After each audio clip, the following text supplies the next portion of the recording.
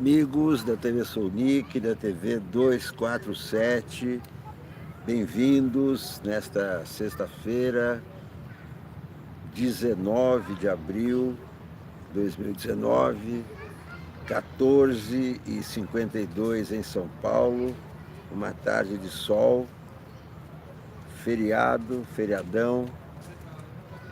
Estou aqui num parque onde as pessoas fazem as suas caminhadas, fazem seus exercícios, crianças ao lado de adultos, ao lado de mais velhos, pessoas de todas as idades. Olá, Evelyn Sturm. Olá, Evelyn Sturm, como vai? Boa tarde, Meire Marques. Boa tarde, sejam bem-vindos. Vamos entrando, vamos chegando. Eu fiquei muito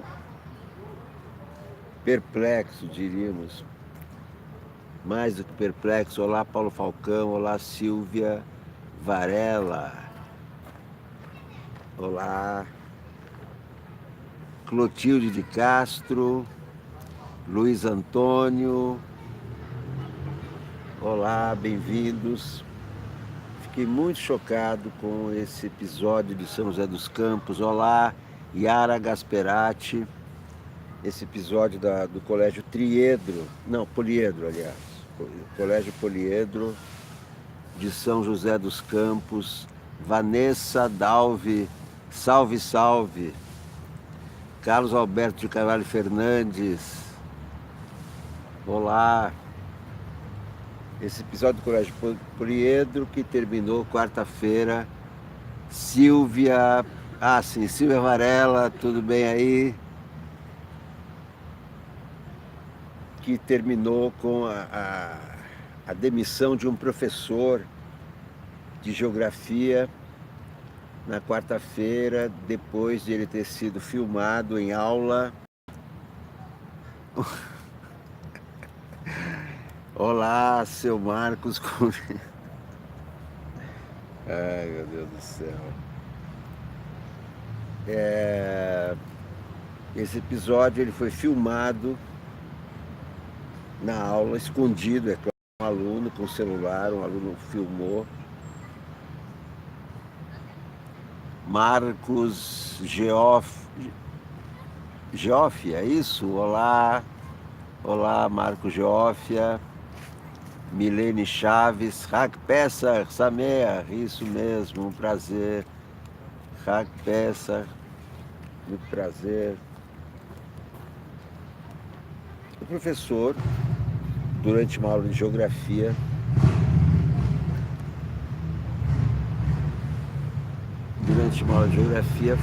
filmado por um aluno e ele fazendo críticas ao Bolsonaro. E até ofensas, até ofendeu o Bolsonaro. Primeira coisa, sala de aula é território sagrado. Eu sempre aprendi assim quando eu era aluno. O que acontece dentro da sala de aula, a não ser alguém morreu, alguém deu um tiro, o que se escuta na sala de aula fica na sala de aula. É um território sagrado dos alunos e do professor. Bem, esse aluno filmou então o professor chamou o Bolsonaro de idiota, sei lá, essas coisas que se falam em boteco. Não é também linguagem do professor, tudo bem. E aí tudo bem. O aluno filmou o professor, né? Não se faz. Esse vídeo, ninguém sabe como, foi postado na página Escola Sem Partido do Facebook. Olá, Carlos Patrocínio. Esse vídeo passou no Facebook. Os pais dos alunos do Colégio Poliedro pressionaram a direção. A direção demitiu o professor quarta-feira.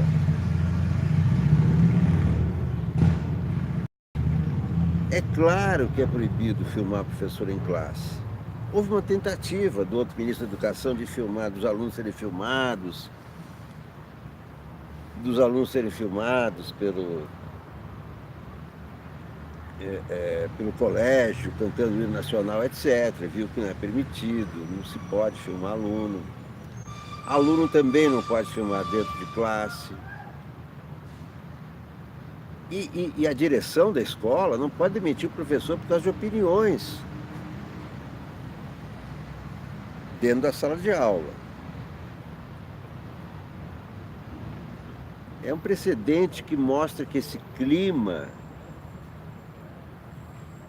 de terceiro Reich pegou nas pessoas, está pegando nas pessoas. As pessoas querem delatar. Embora seja proibido, embora a Constituição não permita, embora haja o artigo 5º da Constituição permitindo a liberdade de expressão, o aluno filma, delata. Não sei se ele contou para os pais, provavelmente, mas não há provas de que tenha sido assim. Pode ter sido assim, o aluno contou aos pais, os pais contaram a direção, saiu na página do Facebook, a escola demitiu o professor. Isso é uma cena típica de terceiro Reich. Cena típica de terror e miséria do terceiro Reich. Bertolt Brecht. Nessa peça, os pais ficam com medo de ser denunciados pelos filhos. E isso aconteceu no nazismo. Não é ficção do Brecht. Isso aconteceu no nazismo. De pais denunciarem filhos.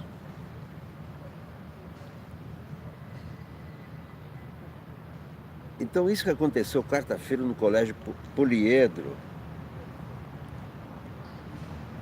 está totalmente em desacordo com o Estado de Direito, está em desacordo com a Constituição brasileira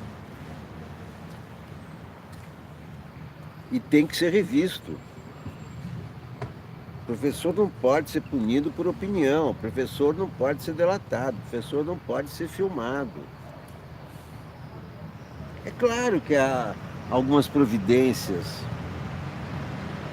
podem ser tomadas. Não deixar entrar em sala de aula com o celular. O que o aluno vai fazer com o celular dentro de classe? Está na aula. Tem que prestar atenção na aula. Nem pode ir para a escola com o celular. Mas se for para a escola com o celular, deixa na mochila. Mas não é apenas isso, não são essas coisinhas. O problema é o clima instalado por esse governo. Esse episódio do STF. Quem se posicionou contra o STF no episódio? O general Mourão, o Globo, a Folha, o Estado. Se opuseram contra o que eles chamaram de censura ao Cruzoé, ao antagonista, um órgão de direita, reconhecidamente, assumidamente de direita.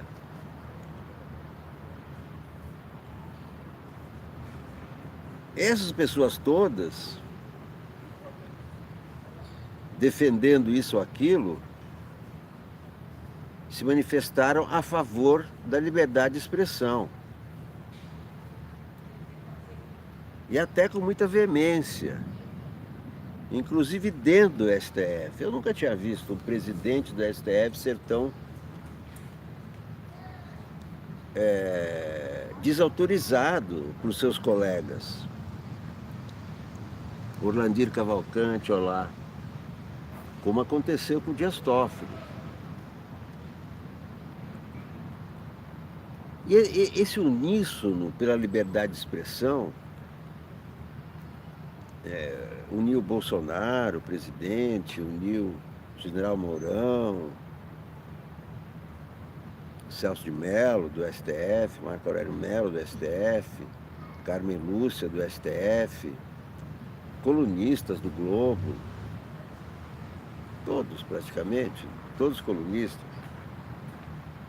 foi um uníssono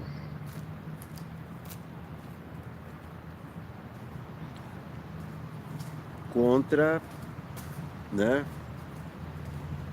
o que chamaram de censura ao antagonista e ao Cruzoé, por causa da matéria que o outro ministro, Alexandre de Moraes, comandando o inquérito por iniciativa do Dias Toffoli, presidente do Supremo,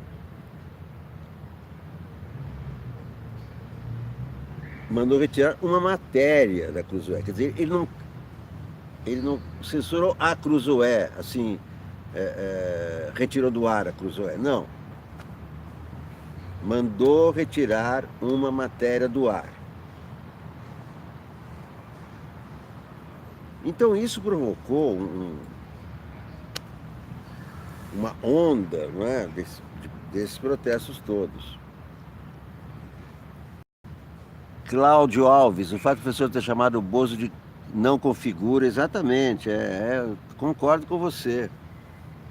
Eu vou ainda voltar ao caso do professor. Esse caso é muito grave. Entrevista ao Lula. Boa. Marzig de Dendê. Então é o seguinte, essas pessoas todas que fizeram declarações pela liberdade de expressão, pela liberdade de imprensa, contra a censura, não fizeram isso quando o ministro Luiz Fux proibiu a Folha e o El País de entrevistar o Lula. Vocês se lembram desse episódio? Aliás, ontem foi revogada essa decisão do Luiz Fux, segundo o Dias Toffoli, porque transitou em julgado e acabaram os efeitos dela, e o Ricardo Lewandowski tinha autorizado. Mas o fato é que quando o Luiz Fux proibiu a Folha, eu não sei, Guilherme, ainda quando será essa entrevista, ainda não sei. Ninguém sabe. Só foi autorizada. Agora tem a questão prática. Rosemary Souza. Então ninguém protestou quando o Luiz Fux censurou a Folha, que foi proibida de entrevistar o Lula. Aí sim, censura prévia. No caso do antagonista, não, a reportagem tinha saído, todo mundo tinha visto, e é claro que isso aí deu muito mais visibilidade ao antagonista, além de minar a imagem do Dias Toffoli pessoalmente, além de minar também a autoridade dele, deu mais visibilidade ao antagonista, deu mais visibilidade a essa matéria que o Alexandre de Moraes falou para retirar, como sempre acontece, né? Nessas situações. Então, o que se conclui daí? Não, e outra, o que se conclui? O conceito de liberdade de expressão e de censura para essas pessoas é relativo. Quando o Luiz Fux proibiu a Folha de entrevistar o Lula, eu não vi essas vozes em uníssono pedindo o fim da censura à Folha, a liberdade de expressão. Agora não, como se tratou do antagonista, como se tratou de interesses ligados ao governo, aos generais, como se tratou de matéria que dizia respeito ao Toffoli no tempo do governo Lula. Criou-se essa onda a favor da liberdade de expressão.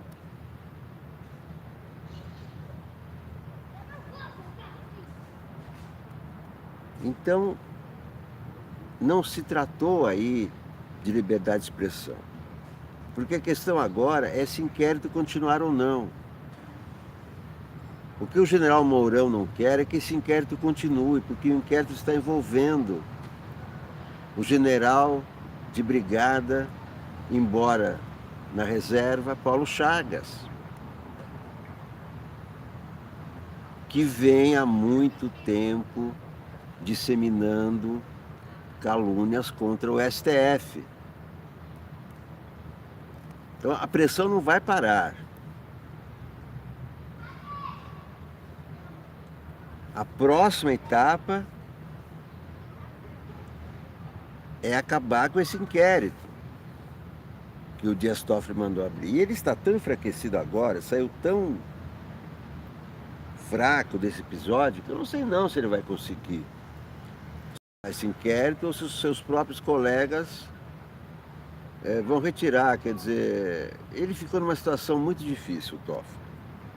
Ele praticamente está ali sob tutela dos outros, o que nunca se viu para um presidente da República. E sofrendo críticas de todos os lados. Muitos se lembram que ele foi 2 vezes reprovado para juiz, como o Noblar, o Ricardo Noblar. Então foi péssimo esse episódio, péssimo para o Dias Toffoli. Eu não acho que foi uma vitória da liberdade de expressão, nada disso, não acho. Olá, Nália Torres, boa tarde, boa tarde. Eu acho que foi uma vitória da direita, porque quem estava em causa ali era o antagonista, nada mais. Eles queriam defender a liberdade para o antagonista falar o que quiser. E foi o que conseguiram. O movimento Vem Pra Rua, que até anteontem estava defendendo a liberdade de expressão, ontem, quando a entrevista do Lula foi liberada, protestou, disse que era um absurdo deixar o Lula ser entrevistado dentro da prisão. Então, de um dia para o outro, eles não defendem mais a liberdade de expressão. Agora que o antagonista foi salvo, o antagonista está liberado, pronto. Papo encerrado. Agora, liberar o Lula, eles são contra para falar. Então, algumas pessoas da esquerda embarcaram nessa discussão a favor, quer dizer, contra esse inquérito, a favor do antagonista. Até tem uma menção boa aqui que eu vou ler daqui a pouco para você, no Sensacionalista, que diz que para defender o antagonista que tem gente pedindo indenização por ter que defender o antagonista em público por causa desse episódio. Mas voltando àquele professor de São José dos Campos, eu acho que esse professor tem que acionar advogados, não pode deixar barato isso aí, tem que ir para a justiça, porque ele não pode ser afastado por causa de opiniões em classe.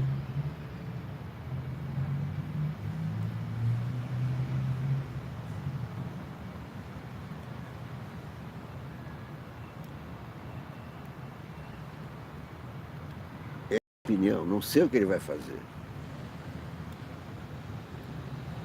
Mas é inconstitucional demitir, ficou claro. Eu acho que ele não só deve voltar da aula, como ser indenizado. Né? Indenização por danos morais. E uma indenização pesada. Não acho que ele deve deixar para lá. Ficar quieto, ficar na moita, não.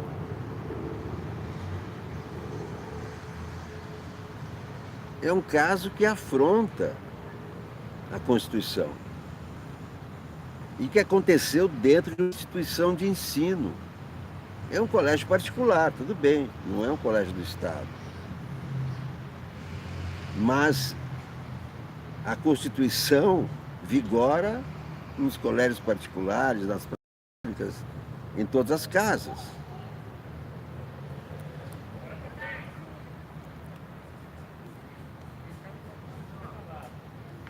Como é um caso muito recente, ainda não tomou a dimensão que eu acho que deveria tomar.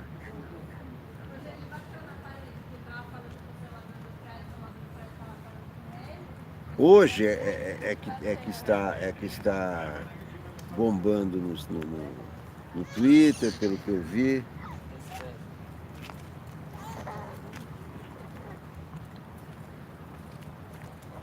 Mas é uma questão gravíssima. Porque o perigo aconteceu lá, as pessoas introjetarem o nazismo. Essa coisa de delatar, olha, a doutrinação em classe, não é nem uma doutrinação, mas enfim, a classe é território sagrado. Falando em território sagrado, me lembrei agora de uma data muito importante. Me lembrei de uma data muito importante hoje, aniversário da maior escritora brasileira viva, Lígia Fagundes Telles. 96 anos, 96 anos, a maior, não é nem viva, sei lá, é difícil comparar, né? Mas ela é maravilhosa, ela é incrível porque ela consegue descrever com detalhe, com vigor, com rigor, o caráter dos personagens dela, de uma forma impressionante. De uma forma impressionante, você começa a ler um texto da Lígia, não para de ler. Eu fiz uma entrevista com ela há uns 10 anos, eu acho. Hoje é 2019, 2010 talvez, 2009 eu acho, 2010. Publicado na revista Brasileiros. Fiz uma entrevista muito grande com ela. Olá, Nonato. Leio mensagem. O que você perguntou? Onde eu estou? Onde eu estou? Estou no parque. Estou aqui num parque, Praça Pública de São Paulo, meu caro Nonato. Sabe por que eu não respondo assim? Porque eu perco o raciocínio. Eu já sou um velhinho, entendeu? Não sei qual a idade que você tem. Mas velhinho, assim como eu, começa a falar de um negócio, quando interrompe, esquece o que estava falando, entendeu? Por isso que eu, às vezes, não é que eu não vejo, eu vejo, olá, Lisboa, Susan de Oliveira, de Lisboa, como vai? Olá, como estão? Tudo bem aí? Passeando. Falando com 3 moças aqui que estão passando, olá, Márcia Holanda, estão passando no parque. Então é o seguinte, esse caso,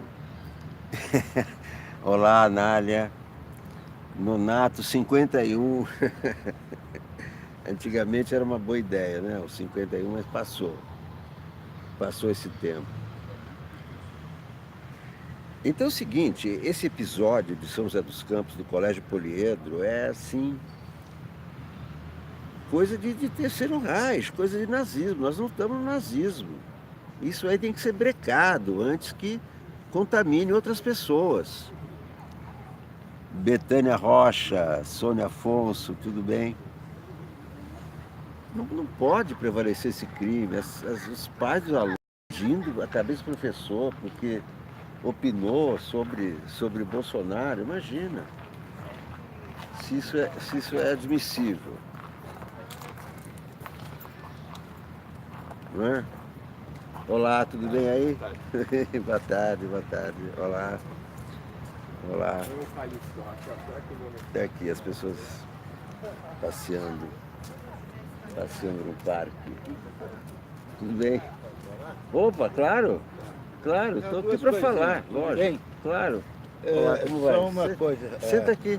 Não, Senta. só vou. Primeira coisa. Estou ao vivo aqui no ar. Tá Tudo bem, o senhor não se Tudo importa? bem. Então. As manchetes aí do cálice ou da coisa. Estou com todos aqui com a Veja. O que é censura, quer dizer, se não existe censura atualmente, quer dizer, dá a impressão que nós temos uma imprensa livre, mas isso aí precisa ser avaliado. O senhor acha que tem censura? O senhor acha que tem censura? Ué, eu não sei quantas vezes você foi na Rede Globo, quantas vezes você teve alguém da CUT na Rede Globo. Eu acho que esses são sintomas de que você, e todos somos contra a censura, Claro. você não vive num país que tenha plena liberdade.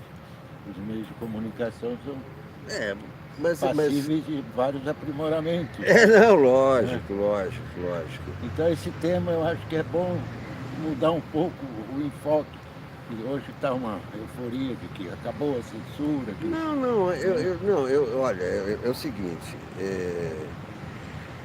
não há censura, não há censura.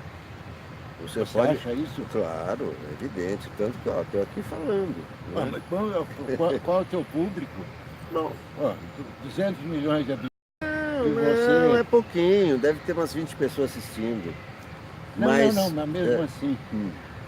mesmo que o que eu estou querendo dizer é que os canais de comunicação contra a população são censurados pelos meios de comunicação que são... Não, o que o senhor pode contestar é a pauta. Então, por exemplo, você pode dizer, a Rede Globo não convida o presidente da CUT. Então, isso não é censura. Isso é a pauta da emissora. Censura, primeira coisa... Não dá. Não. Censura é algo que vem de uma determinação do governo, como foi na ditadura. Então, é o governo que determina. Aí não, aí é uma questão de pauta. A Globo, na sua pauta, não privilegia os sindicatos. É o mesmo problema. Né? Não. É isso que eu estou querendo só dizer, que são coisas... nossa pauta. Sim. Tá certo? Mas não embarcar e dizer, agora acabou a censura, porque os ministros lá voltaram atrás, tudo. Não. Porque poderia ter tido censura. Censura tem havido sempre. Não. Eu acho que não houve censura do STF. Eu acho que não tem havido censura. A censura vem do Estado. Censura houve no tempo da ditadura. Hoje não. Hoje o Globo escolhe a sua pauta, mas tem também a Rádio dos Trabalhadores que tem a sua pauta, onde fala o Trajano. O que eu quero te dizer é que a diferença de poder, de repercussão de uns e de outros é desigual. Claro, então, nesse evidente. sentido é que eu digo, quer dizer, não é porque não há censura, seja de governo ou qualquer outra origem, tá certo? Nós temos plena liberdade de imprensa, de informação. Então, não existe isso no país. Sim, mas... É isso que eu estou querendo dizer. Sim, claro. Tá certo? Só que os termos são diferentes. Porque, não, os termos sim, né? Se a gente porque embarcar no a censura é uma coisa oficial. E aí não, aí cada órgão tem a sua pauta. Vou pegar as revistas semanais hoje, das 3, essa aí ainda é um pouco diferente a ver.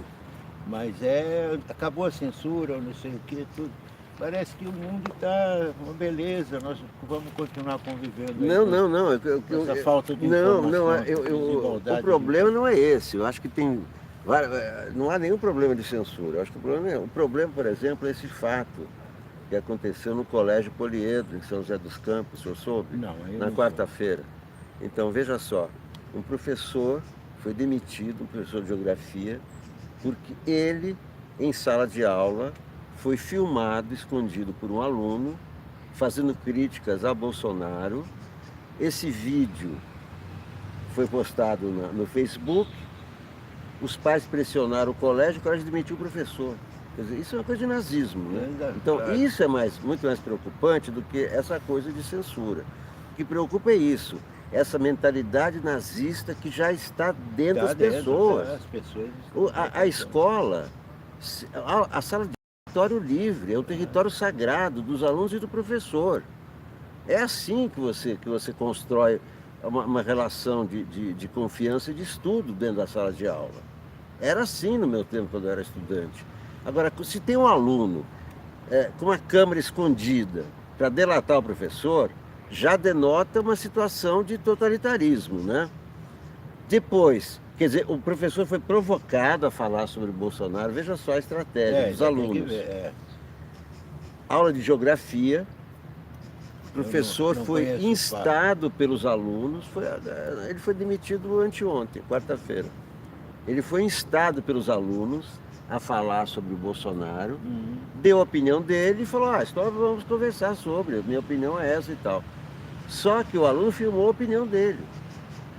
Certamente editou. Postou, Facebook, tal, quarta-feira demitiu o professor.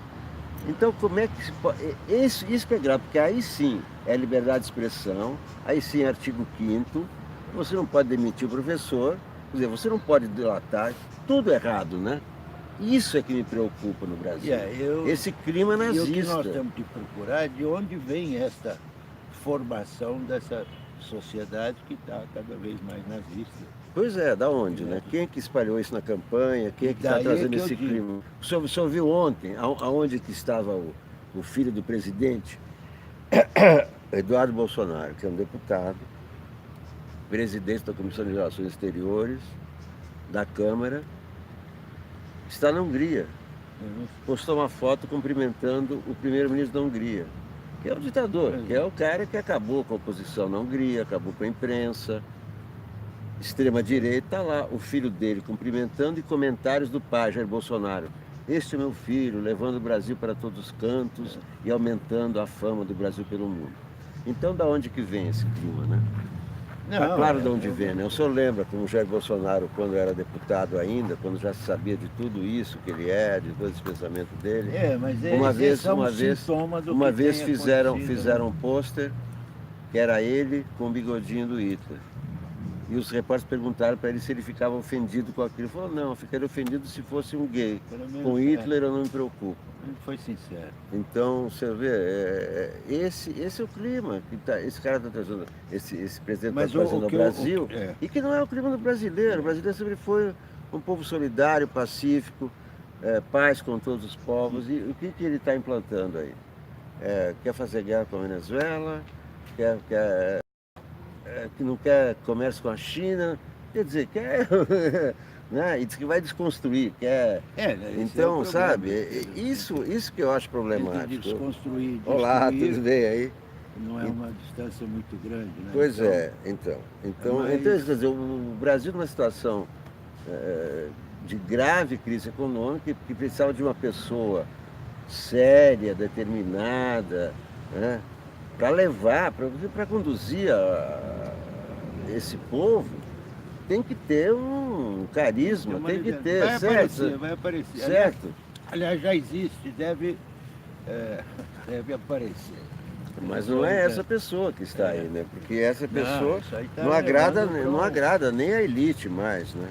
O problema todo que eu acho, só voltando aí ao problema da censura, é que nos últimos dias, principalmente com esses eventos aí do Supremo, se acusou o Supremo de querer censurar, isso ainda também está por ver se bem que o presidente hoje, uma vez que o presidente hoje disse que daqui a alguns dias nós vamos perceber por que foi feito isso, parece que tem alguma coisa grave, não é uma coisa simplesmente corporativista ou de proteção, mas todo o problema que eu queria colocar de que da falta de comunicação com a sociedade, que só alguns têm esse poder de comunicação. Claro que você tem o 47, tem o seu canal agora, lógico, mas isso aí são marginais que atingem pessoas que já são bem informadas, né? E nesse sentido é que eu acho que nós não podemos embarcar na capa de alguma das revistas aí, que agora acabou a censura. Não, nós temos que nos preocupar com o problema da informação, como é que ela é difundida na sociedade. Lógico. Esses monopólios dos meios de imprensa, né? E a sociedade precisa mobilizar na forma como vocês estão fazendo, criando os canais alternativos. Só que eles são múltiplos e atingem segmentos. Não, e tem o seguinte, a direita tem muito mais participação nas redes sociais do que a esquerda, isso sem dúvida, porque eles começaram muito antes e você vê a visualização de Olavo de Carvalho, não sei o que, essa gente esquisita, é coisa de milhões. Eles estão nas redes sociais. Eu estou aqui fazendo o meu trabalho, sabe? Eu faço meu trabalho de jornalista, entendeu? Eu sou jornalista, então eu faço meu trabalho. Eu sei que eu não tenho alcance nem do 247, nem se compara com o Globo, etc. Mas o fato é que essa gente construiu esses meios de comunicação. E quando esteve aí o Lula, não construiu. Esse também é uma coisa entendeu? Que não se... Né? Você lembra o tempo do Getúlio. Getúlio, né? Ajudou. Que também não era um exemplo assim, sim, mas porque não, estou falando era unilateral. O que você precisaria ter é que os vários setores da sociedade tivessem meios financeiros, econômicos, para ter os seus canais de comunicação. Tá sim. Certo? Mas isso é... Então, seja por partidos políticos, diferentes partidos políticos, seja por categorias, como já foi no passado. Então, mas aí primeiro tem que ter uma sociedade igualitária. Claro. Como na Noruega. Mas é isso que eu estou colocando. Né? Dinamarca. Mas... Né? Aqui nós estamos numa outra etapa, né? Nós estamos numa etapa assim de ver que tem territórios no Rio de Janeiro ocupados por milicianos. Claro. E o governador Witzel hoje diz que esse não é o problema do Rio de Janeiro, que os milicianos não são o problema do Rio de Janeiro. Você vê, eles... na cabecinha. Não, e além de dar na cabecinha, eles no território deles, eles estabelecem o estado de exceção. Claro. Porque ali não tem democracia, não tem Constituição. A lei eles é que fazem, eles elegem quem eles querem. Por que eles mataram a Marielle? A Marielle estava ali disputando território político. Claro. Certo? Mata. Essa é a mensagem deles. Não construíram aqueles prédios no terreno que não podia sem fiscalização, sem nada. As pessoas que compraram, morreram, 20. E as outras que perderam as casas? Quem vai devolver o dinheiro para elas? Não, o governador Witzel vai vender? Então, é uma situação calamitosa das milícias. A autoridade maior do Rio de Janeiro diz que não é problema. Então você vê que os enfoques estão completamente tortos, né? Você vê que... qual é o problema do Brasil? Qualquer pessoa vê de fora. Desemprego, certo?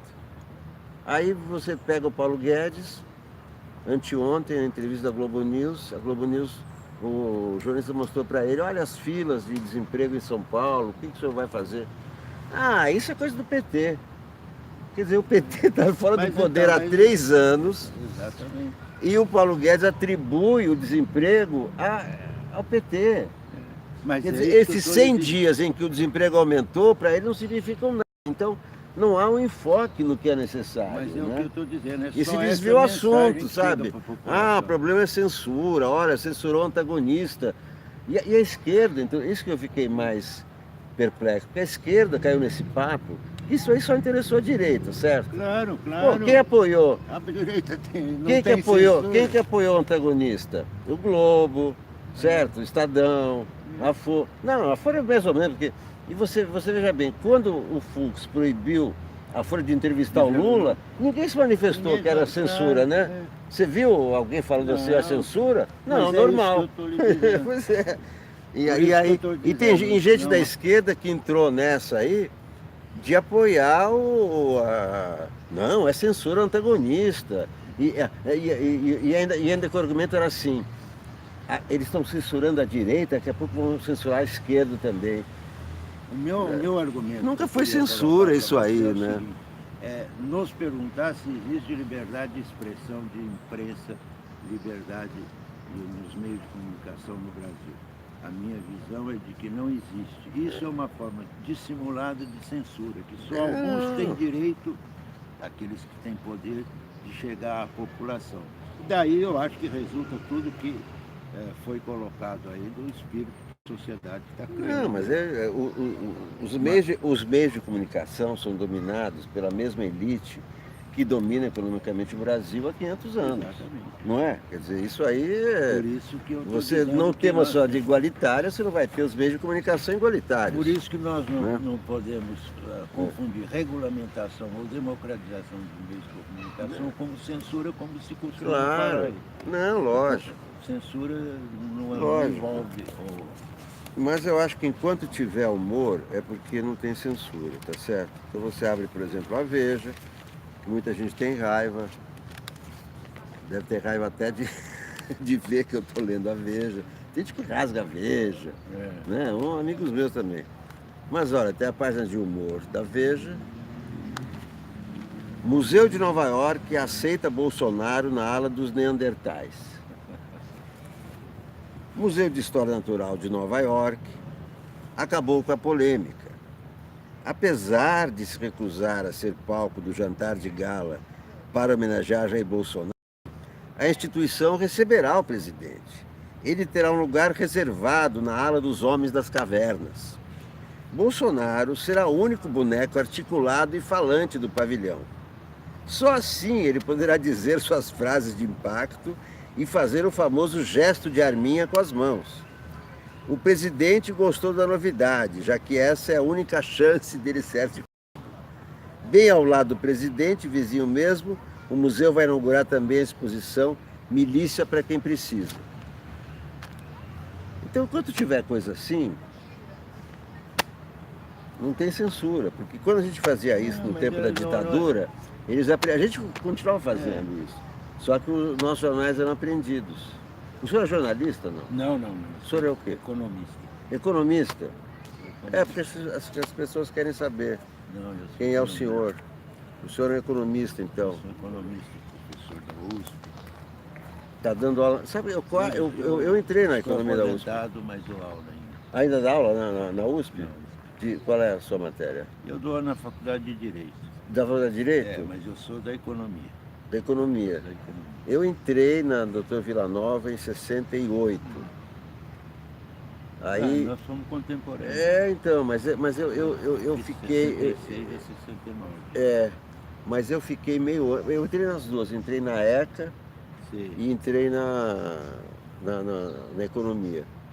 Mas aí não dá, aí uma na Vila Nova, outra na cidade universitária. Mas vocês já estavam na cidade universitária, a ECA, né? Sim, a ECA foi fundada lá. A Economia só foi em 70. Sim. Mas para mim ficou muito difícil, eu tive que optar por uma. E também, claro, fazer duas faculdades, você entra em duas. Você teve sorte na opção. Cada um tem. Eu não sei, mas... caminho. Porque ali eu já escrevi em jornal aos 16 anos, aos 12 anos, fiz entrevista em jornal. Então, lógico, você tem, na juventude você tem vários interesses, né? Mas aí também quando eu vi, para mim economia era uma coisa, quando eu vi a faculdade, que tinha professor que nem olhava para a aula, o professor entrava, escrevia no quadro negro, acabou a aula, tchau. Mas toda profissão tem suas qualidades, tem seu papel na sociedade. Mas como é que está o clima lá na Faculdade de Direito com essas... Não, eu dou aula um semestre só, né? Não está dentro do clima lá. Não, e lá a gente vai dar aula e como eu sou de outro departamento, eu tenho um pouco de contato. Mas a Faculdade de Direito tem uma vida própria, né? Tem muitos eventos lá, e eventos de grande importância. Mas eu não tenho estou aposentado por fora do dia a dia, né? Aliás, você sabe que hoje é o aniversário da Lígia Fagundes Telles, né? Do Gofredo, né? Foi casado com o Gofredo Silva Telles, que é um dos nomes fulgurantes, né? Do direito brasileiro. E a Lígia Fagundes Telles está fazendo 96 anos hoje. Ó, essa pedrinha machuca um pouco o pé. 96 anos. Por quê? Essa pedra machuca o pé. Ela não dá mais entrevista, evidentemente, né? Já há algum tempo, né? Mas é isso aí. Então eu acho que a gente tem que tomar cuidado com o discurso que começa a predominar. Eu vim falar com você por causa das revistas agora, na capa. Então parece que o mundo está ótimo, não tem censura, foi superado. E eu tenho uma preocupação muito grande que flui a informação para a sociedade. E que isso me parece que não é uma forma que dá igual condições para todos os correntes de pensamento. Eu acho, inclusive, que essa história de censura, assim, esse debate permanece uma certa parcela, né? Não atinge, assim, como atinge, por exemplo, a enchente no Rio de Janeiro, como atinge né, as milícias. Por exemplo, tem muito mais impacto no dia a dia da população carioca, as milícias, do que esse papo de Dias Toffoli, STF. Isso interessa uma classe média e tal, a gente, jornalismo para nós. Mas pega essas pessoas que moram em Muzema, que moram no Rio das Pedras, que estão ali naquele dia a dia. Para elas, se o STF, com o STF, elas querem elas ficaram sem casa lá, né? E não tem ninguém para ajudar, mas elas sabe? precisam ter condições então, de receber as informações sobre as causas desse drama que elas estão vivendo. Mas esse aí é que o sistema não permite que as pessoas... mas aí vem, né? Vem aquelas coisas, né? Quer dizer, uma sociedade que baniu o Paulo Freire, que alfabetizava, hein? O cara que alfabetizava se tornou um perigo para a sociedade, então como é que pode funcionar, E você edita? né? Aí você edita? Não, é ao vivo. Tá ao vivo? Ao vivo, não edito nada, nem sei editar. Eu faço ao vivo e faço meus programas e posto lá. Parabéns. Você seja bem sucedido aí nesse esforço de distribuir a informação fidedigna e chamar a atenção da sociedade para os problemas que... Não, olha, eu apenas, olha, eu dou a minha visão, né? A minha opinião, não é a única opinião, pode não ser a correta, é mais uma, né? Quer dizer, são milhões de opiniões, né? Hoje com esse fenômeno, as redes sociais se abriram para muita gente que fala muita besteira, muita gente que, enfim. Então, por um lado, você vê essa coisa. Todo mundo tem acesso, certo? Ao YouTube, a postar nas redes, no Twitter. Você tem no celular, e o celular é a coisa mais banal hoje. Qualquer pessoa tem um celular. Então, isso aí é um fenômeno também. É um fenômeno que tem que ser considerado. Né? Mas, por outro lado, você tem uma fluidez muito da informação, tá certo? Uma multiplicidade de informação, em primeiro lugar, o que é bom, num certo sentido. Nesse sentido é bom.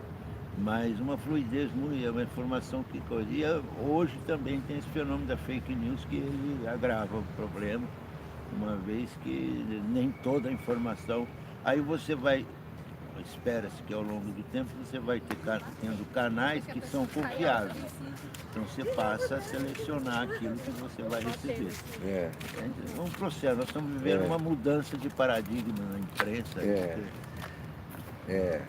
Agora, é o seguinte, esse caminho de fake news é um caminho sem volta, vai aumentar cada vez mais, por mais que você combata. Não, mas a população vai perceber mais tarde que recebeu uma informação hoje, amanhã ela não é verdadeira. Mas porque, então, sabe, você aprende. Sabe por quê? Um dos motivos que o fake news, pelo menos em forma de vídeo, tem essa força toda, porque equivale a dinheiro. Se você posta um vídeo agora dizendo assim, Hitler está vivo e apoia Bolsonaro, você vai ter 1 milhão de visualizações. Aí entrou dinheiro já não. Você entendeu? Aí, não, é mentira, mas aí você já ganhou a grana. Então, o que está funcionando é isso. Você, por exemplo, aquele negócio da facada. Você já viu o vídeo que prova que não tem facada, que foi tudo inventado, que o Einstein também colaborou, que... Delírio, né? 600 mil visualizações, a faca não foi aquela, e aí por isso não saiu sangue, e ele estava com tumor, e a prova do tumor é que um pastor abençoou a barriga. É uma coisa tão infantil, tão idiota. 600 mil visualizações Isso rende para o cara que... Para o cara que fez, porque os caras produzem isso para ganhar grana. Não é nem para ganhar grana. Então, a população ao longo do tempo vai perceber que a informação tem que ser checada, né? Então, mas vai checar onde? Você entendeu? Porque quando... A realidade em algum momento... Não, aí que tá. Mas esse que é o drama. Porque o celular é a coisa mais íntima hoje, né?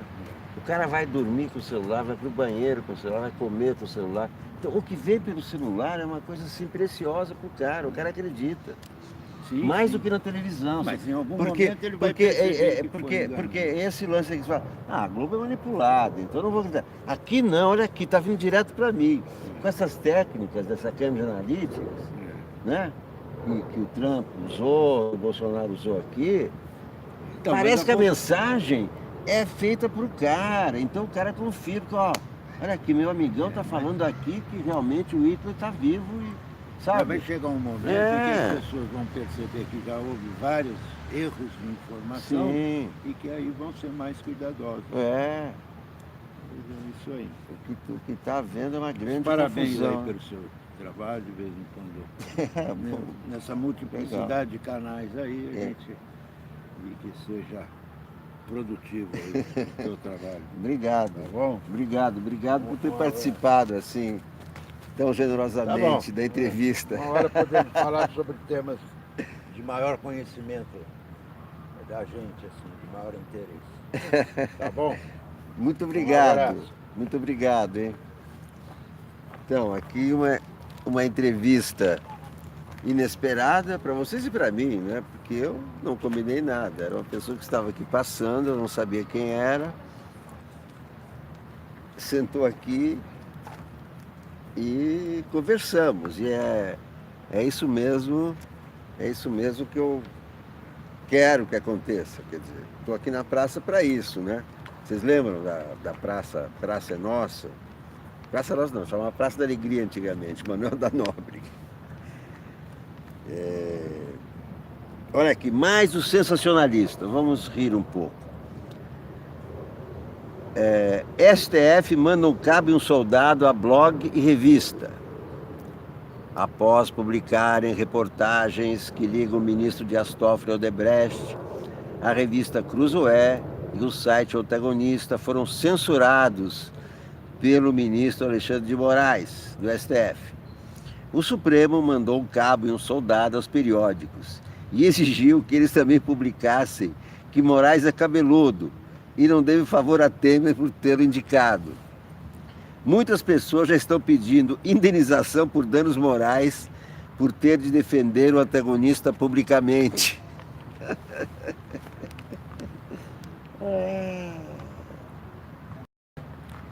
Padilha confirma que na segunda temporada de O Mecanismo, Moro será o vilão. O diretor José Padilha anunciou nesta semana que se arrependeu de ter apoiado o Sérgio Moro, a ponto de tê-lo chamado de Samurai Ronin.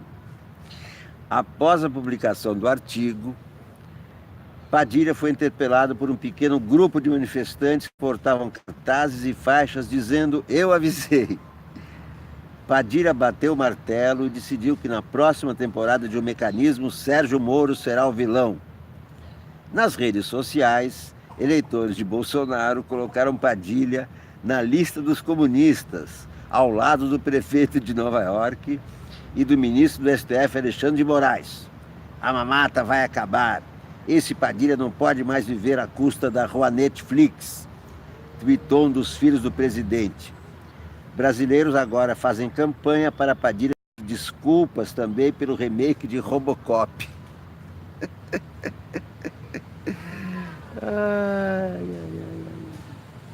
Sobreviventes de tragédia no Rio querem ir a Paris para receber solidariedade de Bolsonaro. Um grupo de cariocas vítimas de tiros, enchentes e soterramentos está de viagem marcada para a capital francesa nesta semana. Em Paris, onde o incêndio destruiu parte da famosa Catedral de Notre-Dame, chocando o mundo todo, eles esperam ganhar visibilidade do governo brasileiro. O presidente Bolsonaro, que ignorou ou fez pouco caso das tragédias no Rio, prontamente se pronunciou, lamentando o incêndio da Catedral. Não à toa, logo depois que seu guru Donald Trump se manifestou. Ao contrário do que ocorreu com o incêndio do Museu Nacional, em que Bolsonaro disse: "Já pegou fogo, quer que faça o quê?" Agora, o presidente brasileiro foi mais fofo. Rapidamente manifestou profundo pesar. O grupo de cariocas pretende rodar a Europa e se envolver em tragédias locais, para ver se consegue tamanha solidariedade. Vamos na sua mão e no seu corpo. Isabela, deixa eu ler sozinho. Senão eu nunca mais vou te trazer Vou embora, tchau.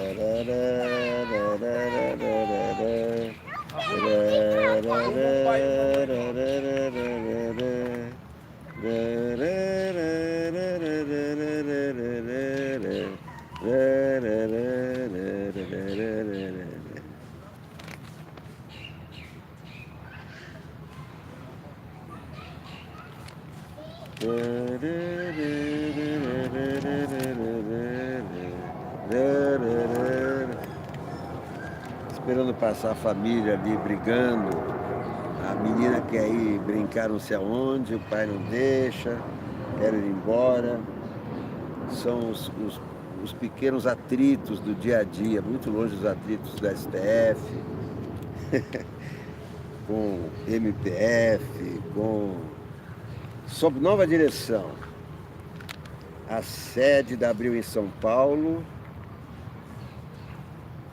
Depois de uma longa negociação, a família Tivita, fundadora do Grupo Abril, entrega o controle e administração das 23 empresas do conglomerado ao advogado Fábio Carvalho. Olha aqui.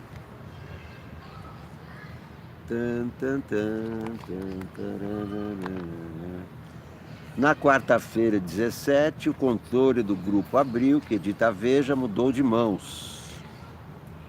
A Cavalli Investimentos, holding do advogado empresário Fábio Carvalho, assumiu a administração das 23 empresas do conglomerado, encerrando um longo processo de transmissão de posse iniciado com a assinatura do contrato de compra e venda em dezembro de 2018.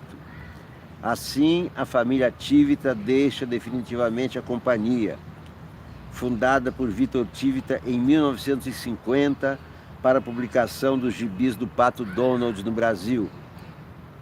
A Abril, que está em processo de recuperação judicial desde agosto do ano passado, é hoje um dos maiores grupos de comunicação do país e líder na publicação, produção gráfica e distribuição de revistas e entrega de encomendas. Carvalho agora assume o processo de retomada da saúde financeira do grupo. O empresário é experiente no ramo, tendo obtido êxito em recuperar companhias como a Casa e Vídeo e a Leader. Nosso trabalho será incansável para que Veja seja cada vez mais relevante para seus leitores, tanto na revista tradicional como na plataforma digital. O primeiro passo de Carvalho agora será apresentar em assembleia marcada para 28 de maio um plano de ações para a continuidade da operação e o pagamento aos credores. O que se teme são mais demissões, né? É isso que temem os trabalhadores do Grupo Abril. Da recuperação judicial, passa para um outro grupo. O que esse grupo vai querer? Esse grupo precisa pagar isso, tá certo? Pagar as dívidas, né? Porque o preço foi simbólico. Para pagar as dívidas, vai querer encolher as despesas, não é? Então, se o salário é despesa, o que se teme são mais demissões nesse conglomerado de 23 empresas, do qual faz parte a Veja. Bom, meus caros amigos, muito obrigado a todos por terem passado essa hora comigo, aqui na TV Sounic, uma TV